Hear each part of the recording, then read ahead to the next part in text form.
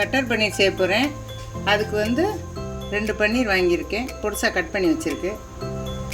ஒரு 2 table spoon எண்ணெய் ஊற்றிக்கோங்க. ஒரு 2 டேபிள் ஸ்பூன் பட்டர்,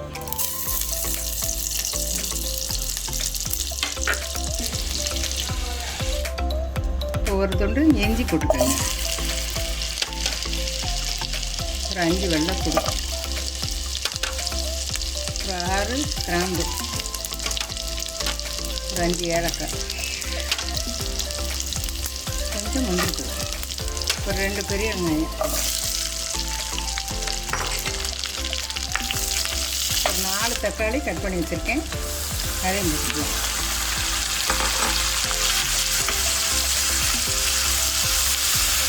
இதுக்கு தேவையான உப்பு போட்டுக்கோங்க.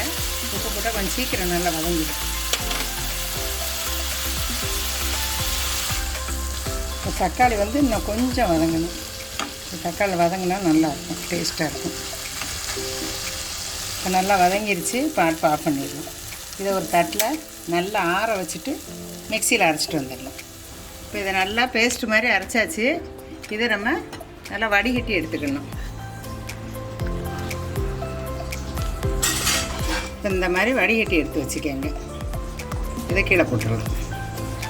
ஒரு கடாயில் 2 ஸ்பூன் எண்ணெய் ஊற்றிக்கோங்க. 2 ஸ்பூன் பட்டர்,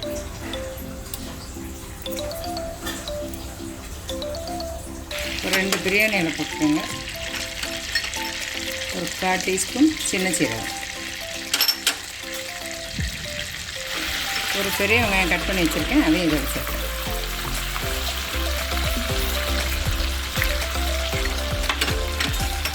ஒரு 2 மிளகாய் கீரி வச்சுருக்கு, அதையும் சேர்த்து. வெங்காயம் நல்லா வதங்கிடுச்சு. கொஞ்சமாக மஞ்சள் பொடி, ஒரு டீஸ்பூன் தனி மிளகாய் பொடி, ஒரு 1/2 டீஸ்பூன் மல்லிப்பொடி, கொஞ்சம் சின்ன சீரகத்தூள், கொஞ்சம் கரம் மசாலா,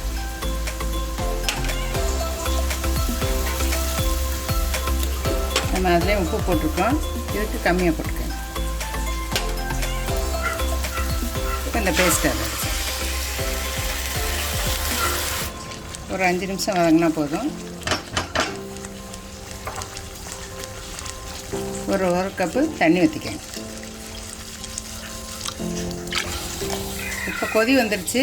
இதில் 3 டேபிள் ஸ்பூன் க்ரீம் ஊற்றிக்கங்க, ஃப்ரெஷ் க்ரீம். இப்போ இந்த பன்னீரை இதோட சேர்த்துடலாம். பன்னீரை போட்டாச்சு, மூடி வச்சிடலாம். கொஞ்சம் ஒரு 5 நிமிஷம் கொதிக்கணும். இப்போ ஒரு 5 நிமிஷம் ஆயிடுச்சு.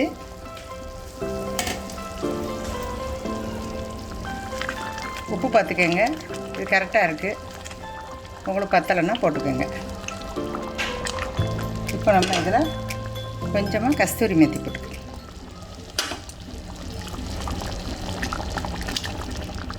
அவ்வளோதான், பட்டர் பன்னீர் மசாலா ரெடி. நீங்களும் செஞ்சு பாருங்கள், சூப்பராக இருக்கும். அடுப்பு ஆஃப் பண்ணிடலாம்.